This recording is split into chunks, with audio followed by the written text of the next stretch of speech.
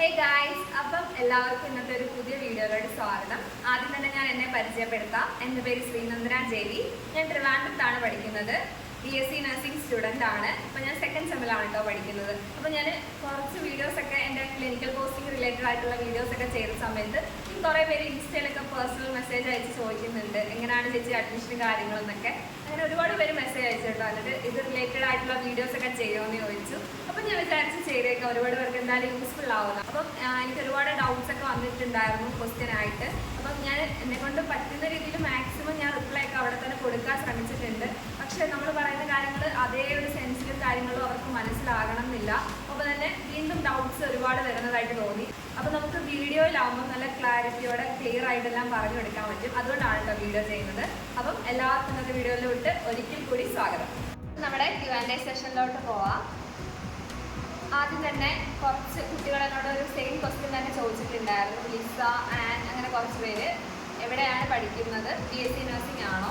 അപ്പോൾ ആദ്യം തന്നെ ഞാൻ പഠിക്കുന്നത് ട്രിവാൻഡ്രത്തുള്ള സിമിറ്റ് കോളേജ് ഓഫ് നഴ്സിംഗ് മുണ്ടക്കറയിലാണ് പഠിക്കുന്നത്. ഞാനിപ്പോൾ സെക്കൻഡ് സെമ്മാണ് പഠിക്കുന്നത്. അടുത്തതായിട്ടുള്ളൊരു ക്വസ്റ്റ്യൻ ആണ് കേട്ടോ. ചേച്ചി, സിമിറ്റ് കോളേജും പ്രൈവറ്റും തമ്മിൽ സർട്ടിഫിക്കറ്റ് വാല്യൂവിന് വ്യത്യാസമുണ്ടോ? പ്രൈവറ്റ് കോളേജ് ആണോ സിമിറ്റ് ആണോ നല്ലതെന്ന്. അപ്പം സിമിറ്റ് കോളേജും പ്രൈവറ്റ് കോളേജും തമ്മിൽ നമുക്ക് സർട്ടിഫിക്കറ്റിൻ്റെ വ്യത്യാസങ്ങളൊന്നുമില്ല. രണ്ടും ഗുഹാസിൻ്റെ തന്നെ സർട്ടിഫിക്കറ്റ് ആണ്. പക്ഷെ നമുക്ക് സിമെറ്റിലെന്ന് പറയുമ്പോൾ നമുക്ക് പ്രാക്ടിക്കൽസ് എല്ലാം കിട്ടുന്നത് ഗവൺമെൻറ് ഹോസ്പിറ്റൽസിലായിരിക്കും. പ്രൈവറ്റ് എന്ന് പറയുമ്പോഴത്തേക്ക് അതാത് പ്രൈവറ്റ് കോളേജ് ഏത് കോളേജാണോ അവരുടെ തന്നെ ഹോസ്പിറ്റലിലായിരിക്കും നമുക്ക് പ്രാക്ടിക്കൽസ് കിട്ടുന്നത്. അതാണൊരു വ്യത്യാസം മെയിനായിട്ട് പറയാനുള്ളത്.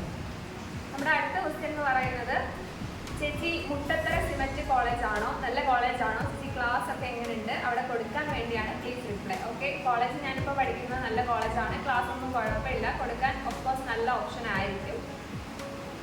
നഴ്സിംഗിന് പറ്റിയ ബെസ്റ്റ് ഗവൺമെൻറ് കോളേജസ് പറഞ്ഞു തരുമോ? എനിക്ക് 96.5% ഇൻഡെക്സ് മാർക്ക് ഉണ്ട്. നഴ്സിംഗിന് പറ്റിയിട്ടുള്ള ബെസ്റ്റ് ഗവൺമെൻറ് മെഡിക്കൽ കോളേജിൻ്റെ വീഡിയോസ് നമ്മൾ ഓൾറെഡി അപ്ലോഡ് ചെയ്തിട്ടുണ്ട്, ചെക്ക് ചെയ്ത് നോക്കാവുന്നതാണ്.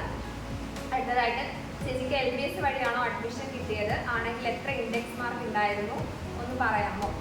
എനിക്ക് LBS വഴി തന്നെയാണ് അഡ്മിഷൻ കിട്ടിയത്. സ്റ്റേറ്റ് മെറിറ്റ് സീറ്റായിരുന്നു. എനിക്ക് ഇൻഡെക്സ് മാർക്ക് എന്ന് പറയുന്നത് 292.5. എനിക്ക് 1200-ൽ 1181 മാർക്ക് ഉണ്ടായിരുന്നു. 98.4% മാർക്കായിരുന്നു. അപ്പം 292.5 ആണ് കേട്ടോ. ഇൻഡെക്സ് കുറഞ്ഞു പോയതുകൊണ്ടാണ് എനിക്ക് ഗവൺമെൻറ് കോളേജിൽ അഡ്മിഷൻ കിട്ടാഞ്ഞത്. പക്ഷേ പെർസെൻറ്റേജും ടോട്ടൽ മാർക്കെല്ലാം കൂടുതലുണ്ട്. ഫിസിക്സും കെമിസ്ട്രി കൂടെ ചേർത്തിട്ട് +2-നൊരു 9 മാർക്ക് പോയിട്ടുണ്ടായിരുന്നു. ഓക്കെ, ഡൗട്ട് ക്ലിയർ ആയെന്ന് വിശ്വസിക്കുന്നു. ഹായ് ചേച്ചി, സിമറ്റ് എറണാകുളം പള്ളുരുത്തി നല്ലതാണോ? BSc നഴ്സിംഗ് എടുക്കണം എന്നുണ്ട്. ബട്ട് കുറേ പേർ പറയുന്നു ബുദ്ധിമുട്ടുള്ള ജോലിയാണ്, കേരളത്തിൽ നിന്നിട്ട് കാര്യമില്ല, അങ്ങനത്തെ കുറച്ച് ടെൻഷൻസ് ആണ് കേട്ടോ കമൻസിലുള്ളത്. അപ്പം അതിനെപ്പറ്റി പറയാനാണെങ്കിൽ BSc നഴ്സിംഗ് ഉറപ്പായിട്ടും കുറച്ച് ടെൻഷനൊക്കെ ഉള്ള ജോലി തന്നെയാണ്. ഇപ്പം നമ്മൾ ഏത് ജോലി ചെയ്താലും ഏത് കോഴ്സ് എടുത്ത് പഠിച്ചാലും കുറച്ച് ബുദ്ധിമുട്ടുകളൊക്കെ കാണും. BSc നഴ്സിംഗ് ആകുമ്പോൾ നമുക്ക് നമ്മൾ മനുഷ്യരുമായിട്ട് ഡീൽ ചെയ്യുന്ന ഒരു ജോബാണ്. ഹ്യൂമൻ ഫീലിങ്സിന് ഇമ്പോർട്ടൻസ് കൊടുക്കുന്നതാണ്. അതുകൊണ്ട് തന്നെ കുറച്ച് ടെൻഷൻസ് കാണും. പഠിക്കുന്ന സമയത്ത് നമുക്ക് ഒരുപാട് അസൈൻമെൻറ്റ്സും നൈറ്റ് പോസ്റ്റിങ്ങും അല്ലാണ്ട് തന്നെ പോസ്റ്റിങ്ങും കാര്യങ്ങളൊക്കെ കാണും. അതെല്ലാം അറിഞ്ഞുകൊണ്ട് അത് കോഴ്സിന് വരുന്നതായിരിക്കും ഏറ്റവും നല്ലത്. പിന്നെ എന്താണെങ്കിലും നമുക്ക് കുറച്ച് ഇൻട്രസ്റ്റിംഗ് ആയിട്ട് നമുക്ക് ഇഷ്ടത്തോടെ ചെയ്യാനാണെങ്കിൽ എല്ലാം നമുക്ക് നല്ലതായിട്ടേ വരത്തുള്ളൂ. നമുക്കതൊരു ബേർഡനായിട്ടൊന്നും ഫീൽ ചെയ്യത്തില്ല. പിന്നെ പഠിച്ചു കഴിഞ്ഞാൽ നമുക്ക് 4 വർഷത്തെ കോഴ്സൊക്കെ കഴിഞ്ഞ് കഴിഞ്ഞാലുള്ളൊരു ഫ്യൂച്ചർ നല്ലതാണ്. അത് ഓർക്കുമ്പോൾ നമുക്ക് കുറേയൊക്കെ അത്ര സ്ട്രഗിളായിട്ട് തോന്നത്തില്ല. നല്ലൊരു ഫ്യൂച്ചറിന് വേണ്ടിയിട്ടല്ലേ എന്ന് ചിന്തിച്ചാൽ തന്നെ പകുതി പ്രോബ്ലംസ് തീരും. അതാണ് എനിക്ക് ഇതിനെപ്പറ്റി മെയിനായിട്ട് പറയാനുള്ളത്. പിന്നെ ഓഫ്കോഴ്സ് ബുദ്ധിമുട്ടുകൾ ഉണ്ടാകാറുണ്ട്, സ്ട്രഗിൾസ് ഉണ്ട്, ഇല്ലെന്നൊന്നും പറയുന്നില്ല. അപ്പം അത്രയും ഇൻട്രസ്റ്റ് ഉണ്ട് എനിക്ക് നഴ്സിംഗ് ഫീൽഡ്. ഞാൻ ഭയങ്കര കുറച്ചെങ്കിലും പാഷനേറ്റ് ആയിട്ട് വരണം, അല്ലാണ്ട് നിർബന്ധം കൊണ്ടോ അങ്ങനെയൊന്നും വന്നിട്ട് കാര്യമില്ല. അപ്പം നമുക്ക് ശരിക്കും ബേർഡനായിട്ട് ഫീൽ ചെയ്യും. ചേച്ചി, എനിക്ക് +2 73% ഉള്ളൂ. BSc നഴ്സിംഗ് എടുക്കണമെന്നുണ്ട്. ഈ മാർക്ക് വെച്ച് ഞാൻ എടുക്കണോ? പഠിക്കാൻ പറ്റുമോ? എനിക്ക് എല്ലാവരും പറയുന്നു കുറേ പഠിക്കാനുണ്ടെന്ന്. ഉറപ്പായിട്ടും ഫസ്റ്റ് സെമ്മ് അനാട്ടമി, ഫിസിയോളജി പോലുള്ള സബ്ജക്ട്സ് ഉണ്ട്. അനാട്ടമിയൊക്കെ കുറച്ച് പാടാണ്, പഠിച്ചെടുക്കാൻ നല്ല സമയം വേണം. നമ്മൾ എത്ര പഠിച്ചാലും നമുക്ക് ഓർമ്മ നിന്ന് നിൽക്കുമോ എന്ന് ചോദിച്ചു കഴിഞ്ഞാൽ കുറച്ച് ബുദ്ധിമുട്ടാണ്. നമ്മൾ കണ്ടിന്യൂസ് ആയിട്ട് പഠിക്കുന്ന പോലെയൊക്കെ ഇരിക്കും. പിന്നെ നമ്മളത് പഠിക്കണം എന്നുള്ളൊരു എഫേർട്ട് എടുത്തിട്ട് പഠിക്കണം. അപ്പം ഈ 73% മാർക്ക് ഉണ്ടെന്ന് പറയുമ്പം പഠിക്കാൻ കുറച്ച് പാടൊക്കെ കാണും. അപ്പം നമുക്കൊരു സ്വയം കുറച്ച് പഠിക്കാൻ പാടാണ് എന്ന് നമുക്കറിയാമല്ലോ. അപ്പം നമ്മൾ എന്ത് ചെയ്യണം?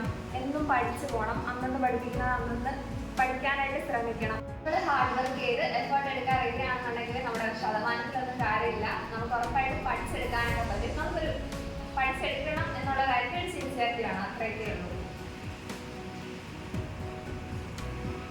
ചേച്ചി എനിക്ക് ഇൻഡെക്സ് സ്കോർ 280 എനിക്ക് പ്രൈവറ്റ് സെൽഫ് ഫിനാൻസിങ് കോളേജിൽ കിട്ടാൻ ചാൻസ് ഉണ്ടോ? പ്ലീസ് വിളിക്കാം. അപ്പോൾ കഴിഞ്ഞ വർഷത്തെ കാര്യം നോക്കാനാണെങ്കിൽ 280 ഇൻഡെക്സ് ഒക്കെ ഉള്ളവർക്ക് കേരളത്തിൽ ഏതെങ്കിലും ഒരു പ്രൈവറ്റ് സെൽഫ് ഫിനാൻസിങ് കോളേജിലൊക്കെ കിട്ടിയിട്ടുണ്ട്.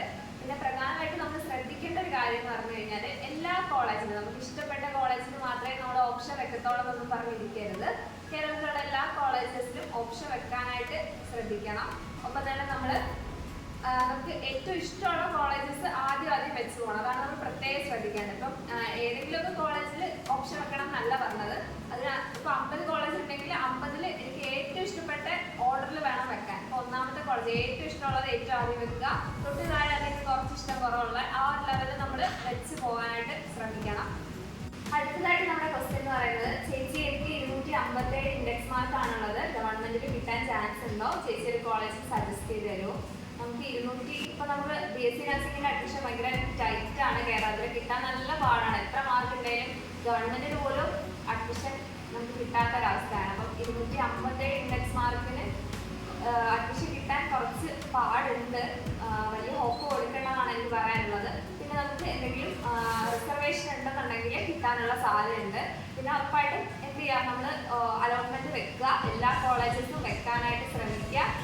എപ്പോഴും നമ്മൾ സൈറ്റ് ചെക്ക് ചെയ്തുകൊണ്ടിരിക്കുക. ഇതുപോലെ റിസർവേഷൻ കാറ്റഗറിക്കൊക്കെ സ്പെഷ്യൽ അലോട്ട്മെന്റ്സ് ഒക്കെ നടത്താറുണ്ട്. ഇപ്പം ചിലപ്പോൾ ചില അലോട്ട്മെന്റ് ഒക്കെ ഇപ്പോൾ SC റിസർവേഷൻ പറഞ്ഞ് മാത്രം വിളിക്കാറുണ്ട്. അപ്പം ആ സമയത്തൊക്കെ നമ്മൾ ശ്രദ്ധിച്ചിരുന്ന് കൊടുക്കുക, സ്പോട്ട് അലോട്ട്മെന്റ് ഒക്കെ പങ്കെടുക്കുക. അപ്പം കിട്ടാൻ സാധ്യതയുണ്ട്. അപ്പോൾ അടുത്തതായിട്ട് നമുക്ക് വന്നേക്കുന്ന കമന്റ് ആണ്, ഇത് ഗവൺമെന്റ് കോളേജ് ആണോ? അപ്പം സിമറ്റ് ഗവൺമെന്റ് കോളേജ് അല്ല. സിമറ്റ് എന്ന് പറയുന്നത് കേരള ഗവൺമെന്റിന്റെ അണ്ടർടേക്കിംഗ് ഉള്ള ഒരു കോളേജാണ്. എന്ന് പറയുമ്പോൾ അത് കംപ്ലീറ്റ് ആയിട്ട് ഒരു പ്രൈവറ്റ് കോളേജ് ഒന്നും നമുക്ക് പറയാനായിട്ട് പറ്റത്തില്ല. ഒരു ഗവൺമെന്റിന്റെ ഒരു കൺട്രോൾ ഉണ്ട്. ഒരു ഗവൺമെന്റ് കോളേജ് ചെറിയ രീതിയിൽ നമുക്ക് ഗവൺമെന്റ് കോളേജിന്റെ ഒക്കെ ഒരു ഫീൽ കിട്ടും, പ്രാക്ടിക്കലൊക്കെ ഗവൺമെന്റ് ആയതുകൊണ്ട്. പക്ഷെ ഗവൺമെന്റ് കോളേജ് അല്ല. അടുത്തതായിട്ട് BSc നഴ്സിംഗ് കേരളത്തിൽ ചെയ്യാൻ ഏജ് ലിമിറ്റ് ഉണ്ടോ? അപ്പം ഈ ഒരു ക്വസ്റ്റ്യൻ്റെ ഉത്തരം എനിക്ക് കറക്റ്റായിട്ട് അറിയത്തില്ലായിരുന്നു. അപ്പോൾ ഞാൻ 2024 BSc നഴ്സിംഗിൻ്റെ പ്രോസ്പെക്ടസിൽ പോയി നോക്കിയിട്ടുണ്ടായിരുന്നു NPSന്റെ സൈറ്റിൽ. അപ്പോൾ അതിനകത്ത് കിടന്നിരുന്നതെന്ന് പറയുമ്പോഴത്തേക്ക് നമുക്ക് 35 വയസ്സ് വരെ ഉണ്ടെന്നുണ്ടെങ്കിൽ, എന്ന് പറയുമ്പോൾ മിനിമം നമുക്ക് BSc നഴ്സിംഗ് പഠിക്കാനായിട്ട് 17 വയസ്സും ഒപ്പം തന്നെ നമുക്ക് വേണ്ടതെന്ന് പറയുമ്പോഴത്തേക്ക് 35 വയസ്സ് വരെ ഉള്ളവർക്ക് പഠിക്കാൻ പറ്റും. അത് കഴിഞ്ഞാൽ പറ്റത്തില്ല. പക്ഷെ നമ്മൾ വയസ്സ് മാത്രം നോക്കിക്കൊണ്ടിരിക്കില്ലേ, പ്രോസ്പെക്ടസിൽ പോയിട്ട് എലിജിബിലിറ്റി ക്രൈറ്റീരിയ ഉണ്ട്, അത് ചെക്ക് ചെയ്ത് നോക്കണം. നമ്മുടെ ഫിസിക്സ്, കെമിസ്ട്രി, ബയോളജി, നമ്മുടെ മാർക്ക് പെർസെൻറ്റേജ്, അങ്ങനെ കുറേ ക്രൈറ്റീരിയാസ് ഉണ്ട്, അത് ചെക്ക് ചെയ്ത് നോക്കുക. പക്ഷേ ഏജ് ലിമിറ്റിൻ്റെ കാര്യം ഇങ്ങനെയാണ്, 35 വയസ്സിന് താഴെയുള്ളവർക്ക് പഠിക്കാനായിട്ട് പറ്റും. അടുത്ത കമന്റ് ആണ്, ഹായ് ചേച്ചി, ഇൻഡെക്സ് മാർക്ക് 290 ഉണ്ട്, കിട്ടാൻ ചാൻസ് ഉണ്ടോ? ഓഫ് കോഴ്സ് കേരളത്തിലെ ഏതെങ്കിലും ഒരു കോളേജിലൊക്കെ എന്തായാലും 290 ഇൻഡെക്സിന് കിട്ടും, കിട്ടാതിരിക്കുന്നൊന്നുമില്ല. മാക്സിമം നല്ല കോളേജിൽ തന്നെ കിട്ടും. ഓഫ് കോഴ്സ് നമുക്ക് ഇഷ്ടമുള്ള ഒരു കോളേജിന്റെ ഓർഡറിൽ വെക്കാനായിട്ട് ശ്രമിക്കുക. ഗവൺമെന്റ് കോളേജ് ആദ്യം വെക്കുക, പിന്നെ നമുക്ക് ഇഷ്ടമുള്ള കോളേജസ് വെക്കുക. ഇവിടെ അടുത്ത ക്വസ്റ്റ്യൻ എന്ന് പറയുന്നത്, ചേച്ചി ഇൻഡെക്സ് മാർക്ക് 283.32 ആണ്, LBS വഴി കിട്ടാൻ ചാൻസ് ഉണ്ടോ? പിന്നെ ചേച്ചിയുടെ കോളേജിന്റെ ഫീസ് എത്രയാണ് ഇൻക്ലൂഡിങ് ഹോസ്റ്റൽ? അപ്പം ആദ്യം തന്നെ 283 ഇൻഡെക്സ് കിട്ടാനായിട്ടുള്ള സാധ്യതകൾ കാണുന്നുണ്ട്. പക്ഷെ ആദ്യത്തെ അലോട്ട്മെന്റിലൊന്നും കിട്ടാൻ സാധ്യത കുറവാണ്.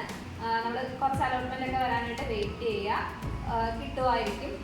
കഴിഞ്ഞ വർഷത്തെ വെച്ച് നോക്കുവാണെങ്കിൽ കിട്ടും. പിന്നെ കോളേജിലെ ഫീസ്, അപ്പം നമുക്ക് സെൽഫ് ഫിനാൻസ് കോളേജിൽ തന്നെ സെയിം ഫീസാണ്. നമ്മുടെ 2023 ഫീസ് സ്ട്രക്ചർ എന്ന് പറയുന്നത് ഫസ്റ്റ് ഇയറിൽ 96,000, സെക്കൻഡ് ഇയറിൽ, തേർഡ് ഇയറിലും ഫോർത്ത് ഇയറിലും 92,000 വെച്ചിട്ട് ഇതാണൊരു ഫീസ് സ്ട്രക്ചർ. പിന്നെ അത് കൂടാതെ പിന്നെ കുറച്ച് SNA ഫണ്ട് അങ്ങനത്തെ കുറച്ച് ഫീസ് ഒക്കെ വരും. പിന്നെ ഹോസ്റ്റൽ ഫീസ് എന്ന് പറയുമ്പോഴത്തേക്ക് ഓരോ മാസവും വ്യത്യസ്തമായിരിക്കും.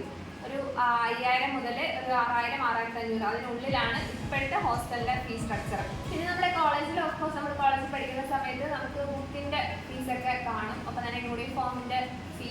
അപ്പോൾ ഞങ്ങളാണെങ്കിൽ ബുക്സ് ഒക്കെ എന്ന് പറയുമ്പോൾ ഒന്നെങ്കിൽ നമ്മുടെ സീനിയേഴ്സിൻ്റെ ആരെങ്കിലും കയ്യിൽ നിന്ന് മേടിക്കും, അല്ലെന്നുണ്ടെങ്കിൽ ലൈബ്രറിയിൽ നിന്നൊക്കെ പോയി റെഫർ ചെയ്തെടുക്കുകയാണ് കേട്ടോ. അല്ലാതെ ടെക്സ്റ്റ് ബുക്ക് ഞാൻ മേടിച്ചിട്ടില്ല. പിന്നെ യൂണിഫോം നമുക്ക് കോളേജിൽ നിന്ന് തന്നെ തരുവാണ്. നമുക്ക് വന്നിട്ടുള്ള വേറൊരു ചോദ്യമാണ്, പിന്നെ എത്ര അലോട്ട്മെന്റ് ഉണ്ടാവും, കിട്ടാൻ ചാൻസ് ഉണ്ടോ എന്നൊക്കെ എങ്ങനെ മനസ്സിലാക്കും, പിന്നീട് എവിടെയെങ്കിലും കിട്ടാണ്ടായി പോകുമെന്നൊക്കെയാണ് ചോദിച്ചിരിക്കുന്നത്. കഴിഞ്ഞ തവണ ഏകദേശം ഒരു 13 മുതൽ 14 അലോട്ട്മെന്റൊക്കെ ഉണ്ടായിരുന്നു. അതിൽ എല്ലാ അലോട്ട്മെന്റും എല്ലാവർക്കും വെക്കാൻ പറ്റിയിട്ടുള്ളതല്ല. SC അലോട്ട്മെന്റ് എന്ന് പറഞ്ഞ സ്പെഷ്യൽ അലോട്ട്മെന്റ്സ് ഒക്കെ നടത്താറുണ്ട്. കിട്ടുമോ കിട്ടത്തില്ലയോ എന്നൊക്കെ ഏകദേശം ഒരു ഇൻഡെക്സ് സ്കോർ വെച്ചിട്ട് അറിയാൻ പറ്റും. റിസർവേഷൻ ഒന്നും ഇല്ലാതെ ഒരു 285 ഇൻഡെക്സ് സ്കോർ ഉള്ളവരാണെങ്കിൽ എവിടെയെങ്കിലും എന്തായാലും ഏതെങ്കിലും അലോട്ട്മെന്റിൽ കിട്ടും നമുക്ക് ഏകദേശം ഒന്ന് പറയാനായിട്ട് പറ്റും. അത് താഴെയുള്ളവരുടെ കാര്യം നമുക്ക് ഗ്യാരണ്ടീഡ് ഒന്നും അല്ല. പിന്നെ റിസർവേഷൻ ഒക്കെ ഉണ്ടെന്നുണ്ടെങ്കിൽ ഒരു 265 എബോ ഉള്ളവർക്കൊക്കെ കിട്ടാൻ സാധ്യതയുണ്ട്. അപ്പം നമ്മൾ എന്ത് ചെയ്യുക, ഇത് മാത്രം പ്രതീക്ഷിച്ച് നിൽക്കാതെ വേറെ ഏതെങ്കിലുമൊക്കെ കോഴ്സ് അപ്ലൈ ചെയ്തിടുക. രണ്ടും ഒരുപോലെ കൊണ്ടുപോകാനായിട്ട് ശ്രമിക്കണം. അപ്പം നമുക്ക് കിട്ടിയില്ലയോ എന്നോർത്തൊന്നും വിഷമിക്കേണ്ട കാര്യം വരത്തില്ല. വേറെ ഏതെങ്കിലും പാരാമെഡിക്കൽ കോഴ്സുകളോ മറ്റ് ഹെൽത്ത് റിലേറ്റഡ് കോഴ്സുകളൊക്കെ സജസ്റ്റ് ചെയ്യുമെന്ന് പറഞ്ഞിട്ടുണ്ട്. എൻ്റെ അഭിപ്രായത്തിൽ എനിക്ക് പറയാനുള്ളതെന്ന് പറയുമ്പോൾ ബിഫാം ഒക്കെ നല്ല കോഴ്സാണ്, BSc നഴ്സിംഗ് പോലെ തന്നെ. പിന്നെ GNM ഒക്കെ നല്ല കോഴ്സാണ്. പിന്നെ പാരാമെഡിക്കൽ കോഴ്സൊക്കെ നമ്മുടെ ഇഷ്ടത്തിനനുസരിച്ച് ചൂസ് ചെയ്യുക, അതും നല്ല ഓപ്ഷനാണ്.